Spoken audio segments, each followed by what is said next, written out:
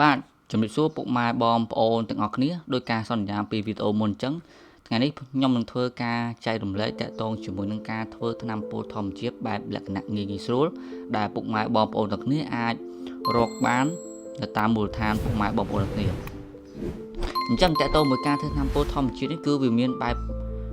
បានថាបែបផែមច្រើនសម្រាប់ធ្វើវាអាចមានធាតុផ្សំច្រើនផ្សេងគ្នាតាមមជ្ឈដ្ឋានពុកម៉ែបងប្អូនដែលគាត់មានអញ្ចឹងអ្នកខ្លះគាត់អាចមានវត្ថុធាតុដើមច្រើនមានគេហៅថាផ្លែស្លៃឬក៏អីច្រើនអញ្ចឹងណាជាងគាត់អាចយកមកផ្សំធ្វើបានប៉ុន្តែដែលខ្ញុំឆែកនៅវីដេអូនេះគឺ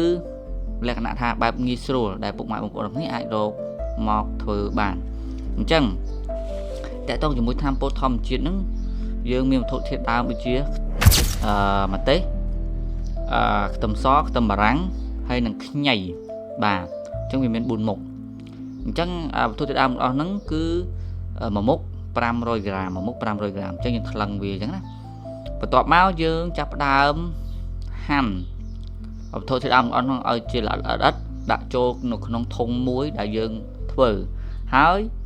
យើងត្រូវតែផ្អាប់ជាមួយនឹងទឹកខ្មេះយើងប្រើទឹកខ្មេះ1លីត្រ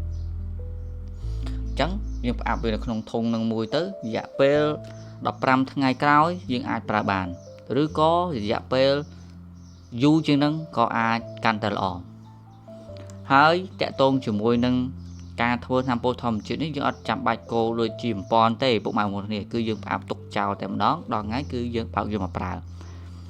កតងជាមួយនឹងប្រសិទ្ធភាពរបស់វាមិនមានប្រសិទ្ធភាពខ្លាំងដូចថ្នាំគីមីកសិកម្មទេពុកម៉ែបងប្អូនគ្នាដោយសារតែតកតមួយថ្នាំពោលធម្មជាតិវាបើសិនជាមិនបើសិនទេវត្ថុធាតុដើមដែលខ្ញុំនិយាយនេះវាអាចបណ្ដេញនៅសត្វល្អិតចង្រៃវាមិនសូវជាមានមុខងារសម្លាប់ទេអាចថាមកទេអាចមានមុខងារសម្លាប់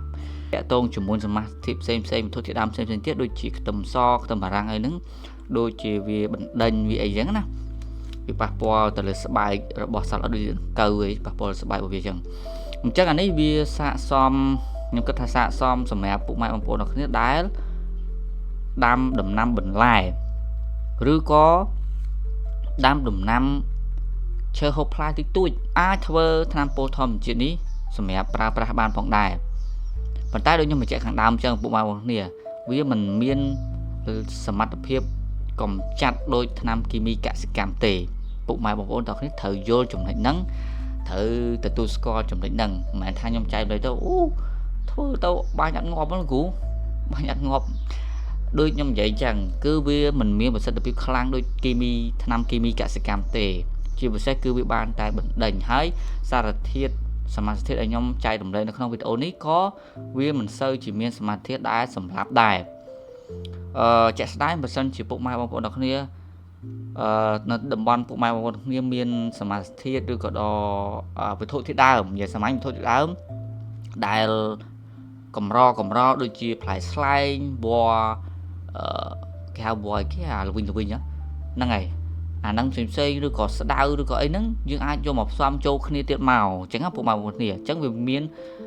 ហើយនឹងថ្នាំជក់អញ្ចឹងវាមានប្រសិទ្ធភាពកាន់តែខ្លាំងថែមនឹងដែរប៉ុន្តែអាដែលខ្ញុំចែករំលែកនេះគឺវាលក្ខណៈថាយើងអាចរកបានងាយនៅមូលដ្ឋានពុកម៉ែបងប្អូនទាំងគ្នាអាចគ្រប់គ្នាអាចរកបានអញ្ចឹងណាអាចធ្វើបានអញ្ចឹងអានេះខ្ញុំគិតថាវាល្អដែរសម្រាប់ពុកម៉ែបងប្អូនទាំងអស់គ្នាដែលគាត់ដាំដុះដំណាំបន្លែគួរតែពិចារណាសម្រាប់ធ្វើអាចថាមួយធុង20លីត្រ30លីត្រទុកប្រើប្រាស់អីចឹងណាអញ្ចឹងយើងអាចបាញ់វា5ថ្ងៃមួយអាទិត្យអីម្ដង5ថ្ងៃម្ដង5ថ្ងៃម្ដងអញ្ចឹងបាញ់វារហូតហ្នឹងទៅខ្ញុំគិតថាវាអាចកាត់បន្ថយនៅការប្រើប្រាស់ថ្នាំគីមីកសិកម្មបានច្រើនអញ្ចឹងបើសិនជាយើងអាចកាត់បន្ថយការប្រើប្រាស់ថ្នាំគីមីកសិកម្មបានច្រើនការចំណាយរបស់យើងទៅលើការទិញថ្នាំគីមីកសិកម្មក៏កាត់បន្ថយអញ្ចឹងយើងក៏អត់សូវចំណាយច្រើនហើយតាក់ទងជាមួយនឹងគុណភាពផលិតផលរបស់យើងបន្លែរបស់យើងក៏វាមានសុវត្ថិភាពល្អសម្រាប់អ្នកបរិភោគវិធីសាស្ត្រក្នុងការប្រើយើងអាចប្រើពីស្លាបព្រាបាយលាយជាមួយទឹក1លីត្រ đôi nhóm bạch no không video môn chân tẹt tôm mỗi chim pon chắc một sân này một sân được phiệp dương khơi nơi hiện tới những ai thay đô mà này thay cầm rất tham po thầm chiến những ai pi đi cả là được có 3 lít đi một tấc 1 lít đi dân từ dương sket mức luôn ấy nè của men tên tới với mình ai chả sẽ đai đôi nhóm prap mà rồi phi rồi tê hay à ní cứ nhóm ban riêng pi chuyên chích Philippines ca nhóm thời gian là sථាban chắc có chạy đồng lệ có xe pi ca thôi bạn ní nơi bờ tây bọc quát đại quát thưa hai quát pra từ lớn nằm lại tam xuân sả riêng tam ấy dẫn vì miền bờ sông đập hiểm hay tam sả riêng tam ấy nắng từ một tới với ai những miền xuân cho ba tầm năm bờ lai tam sả riêng trắng cua tái thưa bờ bộ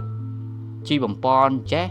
đôi trong video một nhầm hành muốn đứa có tham po thòm trên chế đập bày pra búa dương ai pra tham kimi cả scam man tế vì passport là số copy so để quạt riêng đầu tiên nút có đôi chia cru để quạt bằng riêng sa bằng đài hay vì passport mà chỉ than là riêng vào dưới vì mình chỉ kimi đứa có quạt vô từ bò được phô ấy ai miền passport hàng để pay nam mối để quạt bản đấng bản vô cho bác vì passport là số copy là quạt chẳng những prong bạch chặt ở này mình tên ok video ngàyนี้nhóm mình vẫn nắng sớm hẹp thôi ca chạy rộng lệ chun bộ mai bằng cuốn này hai tại tông cả thôi tham po thom chiến miền chở đôi nhầm dậy khẳng đàm chẳng miền chở và sân chỉ bộ mai bằng cuốn này trong đó anh comment bán nhưng mình chạy rộng lệ và tham tiết chúc kia nơi videoបន្តទៀតជម្រាបលាពុកម៉ែបងប្អូនទាំងអស់គ្នា